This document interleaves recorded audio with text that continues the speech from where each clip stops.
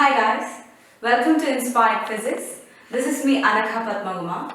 Today we are going to move into the continuation of the last topic, that is Coulomb's law, with the subtopics principle of superposition and electrostatic force due to continuous charge distributions, mainly three types: linear charge distribution, surface charge distribution and volume charge distribution. In this session we will be moving through all these topics with the slides and its explanations.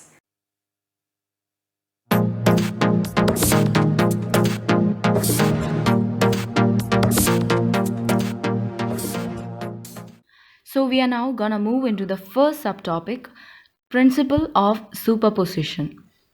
When a number of charges are present, the total force on a given charge is equal to the sum of the forces due to the remaining other charges on the given charge.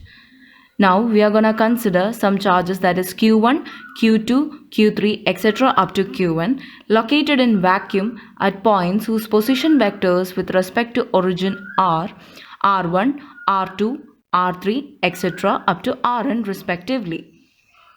According to the principle of superposition, the total force on the charge Q1 due to all other charges are the net force F1 is equal to F12 plus F13 plus etc. plus F1n, where F1 is the total force on the charge Q1 and F12 is a force on Q1 due to Q2 and F13 is a force on Q1 due to Q3 and so on.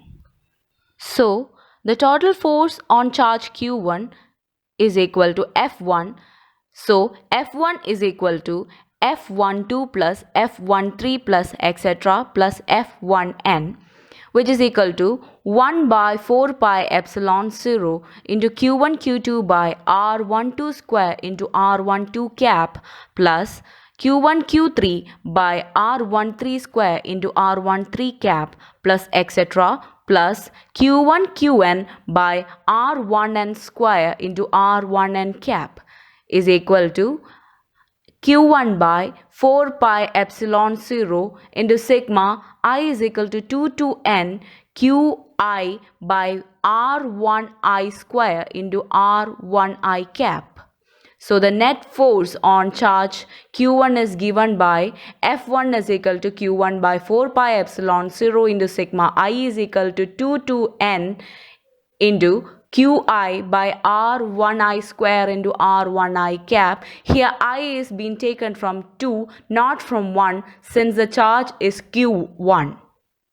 Now, the second subtopic, that is electrostatic force due to continuous charge distribution. In practical situation, we consider charge distribution to consist of enormous number of closely spaced point charges. This type of charge distribution is considered to be continuous rather than discrete. When we calculate the force caused by a continuous charge of distributions, we consider the distribution to consist of a very large number of point charges, namely dq. The electric force due to small point charge dq is calculated. The total force due to the entire charge distribution is found by integration or integrating the whole force.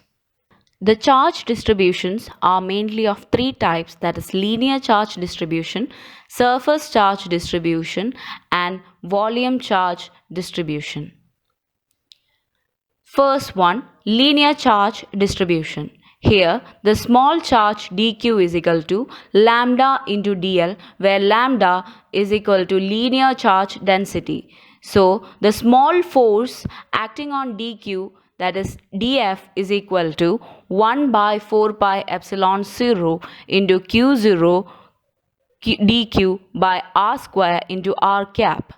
On solving, we get the net force on Q0 F is equal to Q0 by 4 pi epsilon 0 into line integral of lambda dl by r square into r cap. The second one is surface charge distribution. Here, the small charge dq is equal to sigma into ds, where sigma is the surface charge density. Hence, the net force on charge Q0 is given by F is equal to Q0 by 4 pi epsilon 0 into surface integral of sigma ds by r square into r cap. The third one is volume charge distribution. In volume charge distribution, the small charge dq is equal to rho into dv, where rho is the volume charge density.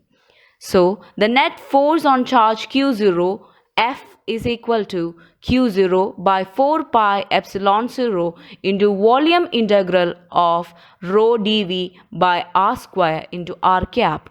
For more convenience, please refer the diagrams. Hope you guys understood the video. If you have any sorts of doubt, just please rewind the video and note the points down for more clarity. If you have any other doubts left, just comment below. I'll be replying your comments. You can also follow me on Instagram at Inspired Physics for the notes of these two chapters, all these chapters.